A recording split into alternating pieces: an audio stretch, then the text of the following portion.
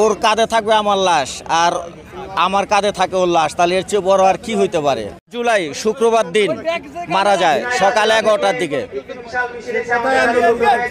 এটা হলো ময়ূরভাত, এই যে বেরিবাদ ময়ূরভিলা সংলগ্ন মোহাম্মদপুর। বাসা থেকে নাস্তা খাওয়ার কথা বলে বের হইছে, মানে আমরা তো ওকে আটকায় রাখছিলাম 2-3 দিন, কিন্তু তারপরেও এরকম করে বাইর হয়ে যায়, ওই আন্দোলনে যায়, ও মারা যায়। একটা বাবা বড় ছেলে মারা যায়, ও বিয়েও করে নাইগা, মানে ওর কাঁধে থাকবে আমার লাশ আর আমার কাঁধে থাকে ওর লাশ, তাহলে এর চেয়ে বড় আর কি হইতে পারে। আর দেখতে তো পারতেছেন যে কতগুলা গুলি খাইছে।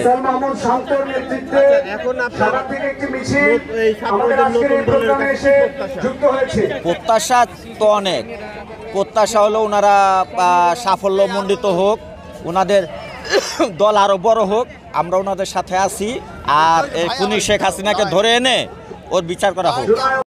সদস্য হিসাবে তাদের কাছে চাওয়াও আছে, আবার পাওয়াও আছে।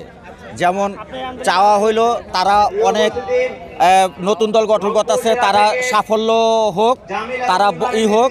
আর পাওয়া হলো আমার ছেলের নামে যে শহীদ, মানে যে জায়গায় শহীদ হয়েছে যে রাস্তায়, ওই রাস্তাটার নামকরণ করা হোক। আর আমাদের দিকে একটু মানে সহানুভূতির দৃষ্টি দিক। ইনশাল্লাহ পারবে। এই ছাত্র তরুণ যারা, তারা তো অবশ্যই পারবে। তারা যদি আওয়ামী লীগের মতো লোক হটায়া, পুলিশ বাহিনী, র্যাব বাহিনী সব হটায়া যদি তারা এগুলা করতে পারে, তাহলে তো আগামীতে তো এগুলা আরো ওনারা আরো ডেভেলপ হয়ে আরো পারবে। আমরা তাদের সাফল্য কামনা করছি।